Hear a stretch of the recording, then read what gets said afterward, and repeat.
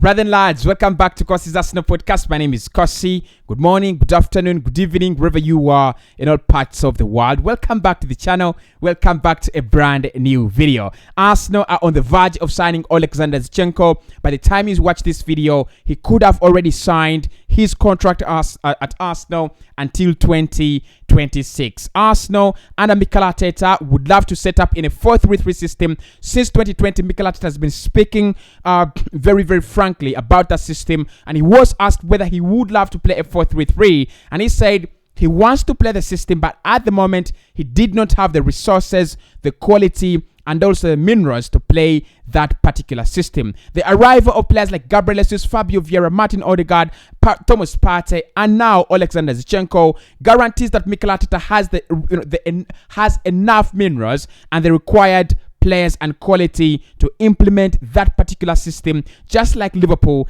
and Manchester City are doing it. So in this video, we're going to be diving into Alexander ZINCHENKO, his role that he will be playing in this Arsenal system of the 4-3-3, what he's already doing at Manchester City as a left back, and what he's already doing at Ukraine as a central midfielder. In which role will Mikel Arteta deploy him, and what exactly does this mean for a new central midfielder like Yuri Tielemans, and also for a very loyal and loved player like Corentin at the left back at Arsenal. Hit the like button for me. Let's get this video to 800 likes. Subscribe to the podcast as well. But in the comment section, talk to me. Do you think Alexander ZINCHENKO is better than Corentin at left back? Talk to me. That is the question I want to hear. I want to hear from you, because in this video I might try to prove that Alexander ZINCHENKO is a better player than Corentin at left back. Now,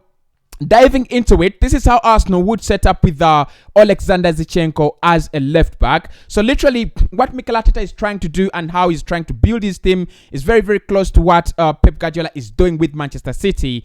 Mikel Arteta wants to play a system of an elbow backline, and an elbow backline literally is what we're looking at here on this tactical board.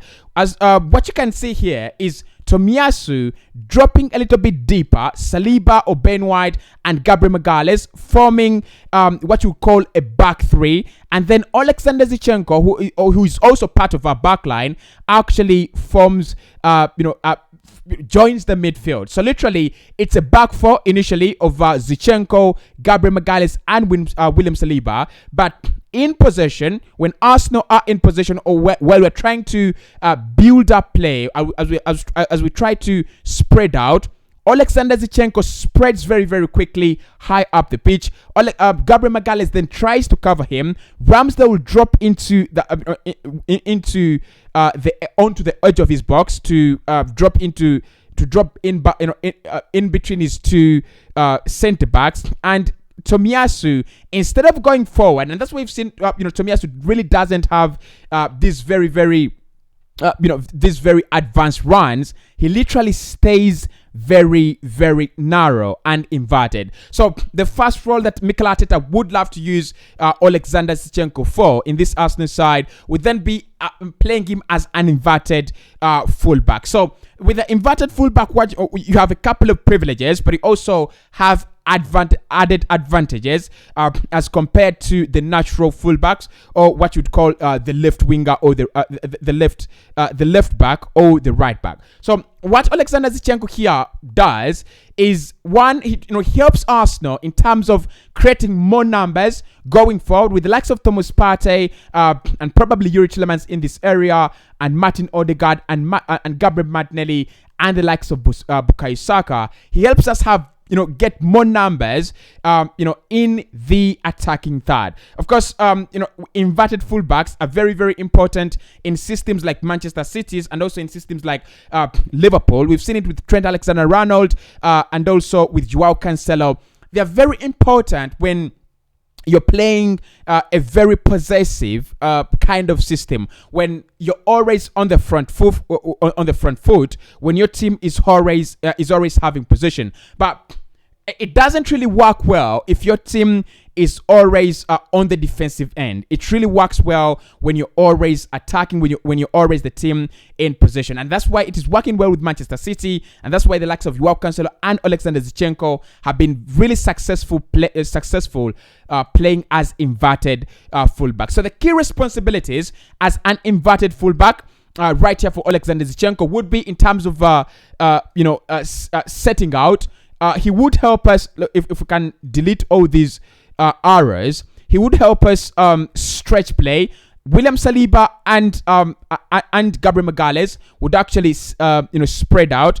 Ramsdale would come at the edge of his box as of course as a ball playing goalkeeper. Tomiyasu would drop a little bit into the midfield, and Alexander Zinchenko would play high up the pitch. So it is easy for Thomas Partey to come back and receive the ball, but also you have more passing outlets to Aaron Ramsdale, who can give it to Aaron Ramsdale. To Gabriel Magalhaes, who can also give it to Ben White or William Saliba, and also Alexander Zinchenko. That is one of the roles of Alexander Zinchenko as an inverted fullback. And then also in terms of ball progression, you have an extra player, an extra man to play alongside. Your central midfield. For example, if we code this, Yuri Tillemans. So in this area, you would really have Yuri Tillemans, and then in this area, you'd have Alexander Zinchenko. So you're having two players literally playing as central midfielders. You're having two players playing as central midfielders, but literally one is a fullback. So I think Mikel Arteta has seen, and he has realized it is better to play a possession-based game, and it is better to play with an inverted, with one of your fullbacks, as inverted, and also high up the pitch, rather than bombing both of them high up the pitch. So literally, that creates when Alexander Zinchenko goes up front, it means Tomiyasu will have to drop back. Will have to drop back. William Saliba can't drop in the middle of the park, and Tomiyasu drops into a back three, and that's why you've seen most of the times Tomiyasu has been helping Arsenal play in this back three system. While we are in possession, Arsenal, Thomas Partey coming high up the pitch, Ben White coming close to the center, and Gabriel Magalhaes coming close to the center. Ramsdale pushing forward as well as much as possible. So in terms of possession, Alexander Zinchenko then would be very, very important in terms of making sure that Arsenal are pressing the opponents with very, very heavy numbers in the opposition half. But also defensively, playing as an inverted fullback helps us that as we play this back three system, when we are out of position, Gabriel Magalhaes, William Saliba, and Tomiyasu will be dropping back. Thomas Partey would drop back as well to help out, and Alexander Zinchenko, instead of falling into the back line, comes to provide cover as the likes of Martin Odegaard drop back as well, and the likes of either Yuri Tillemans or Granit Xhaka come back and drop deep down into the midfield. So it is very, very important for Mikel Arteta, a manager that wants to play in that inverted kind of role, to play to have a player like Alexander Zinchenko, who is very, very good going forward on the ball. So it means whenever Arsenal play him in those advanced areas, he's going to provide a lot of work, and also he's got the speed and awareness to cover defensively when we are out of position. But what is very important and interesting here, lads, is the fact that Alexander Zinchenko for Ukraine is playing as a central midfielder. So for Ukraine, this is literally what he's doing. At times they play a single pivot. For example, Thomas Partey around here with two central midfielders just ahead of him. So you'd have Alexander Zinchenko as a number 8 around here with another number 8. We've talked about this in terms of a single pivot, where last campaign Thomas Partey playing in a single pivot behind Granit Xhaka and Martin Odegaard. So literally, it means Martin Odegaard retains his number 10 position, and the likes of Tomiyasu, William Saliba, Gabriel Magalhaes also would be maintaining their positions in a back three, as Kieran Tierney then comes back in the team. So would have another player, for example, would call this Kieran Tierney. So you have Kerantini back in the team if Alexander Zinchenko is playing for you as a central midfielder. And the advantages of Zinchenko playing as a central midfielder for Ukraine are very, very enormous, and are very, very, I think everybody has seen them. He's very, very good as a player defensively. So that means you're having a defender who is very, very good at the attacking business of the game, but also in terms of covering and also providing defensive solidarity. Is a player you can also, is a player you can, embark on. He's a player you can trust in those areas. So literally what Alexander Zinchenko would provide Arsenal with as a central midfielder, first and foremost, we know that he's got the training of an attacking midfielder. So he will do everything a central midfielder does for a team, a central midfielder does for Arsenal. He allows Thomas Partey come, occupy that single pivot role, and then he would be creating a lot of space and creating a lot of work for Arsenal on that end, on this end of the midfield. I think he would be a better player than Granit Xhaka, because for him, if you think about him, if you look at these passing patterns, it shows you that he's a player that gets involved more in the build-up process as compared to players like Granit Xhaka. So as an attacking as a central midfielder, you're going to have a lot of chances created, and you're going to have a lot of final third entries from a player like Alexander Zinchenko. So that is why he wants to play as a central midfielder, and he's doing it very, very well for Ukraine. He's playing for them in that either double pivot role when they play very strong oppositions and they are always not on the ball or in possession. Then they deploy Alexander Zinchenko in a double pivot. Literally, what that helps them is very, very easy. We can look at it here, right here.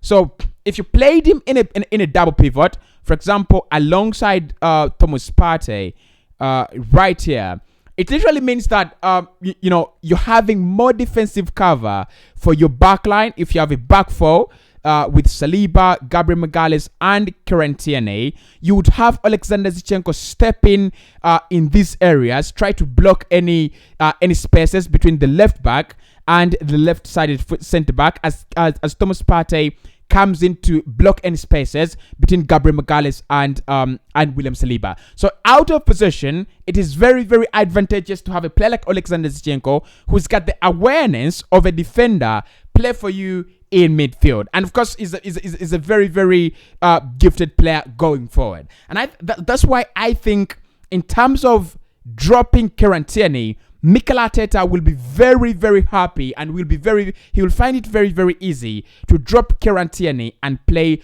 Alexander Zinchenko, because with Zinchenko, you're having an inverted fullback, you're having an inverted left back that is also going to be providing a lot of work for you in the midfield, but also you're having a player that is going to be working extra hard with a lot of intelligence and a lot of technical ability. Now, the problem with Kerantini, and one problem I have with him, is that although he's very, very hardworking, there's some roles that just need a lot of technical brilliance and technical ability, and he doesn't have that. So with Mikel Arteta signing in a player worth 30 million pounds, I just feel Alexander Zinchenko is going to be taking over this role from Kerantini, and of course, more importantly, that role of playing, as an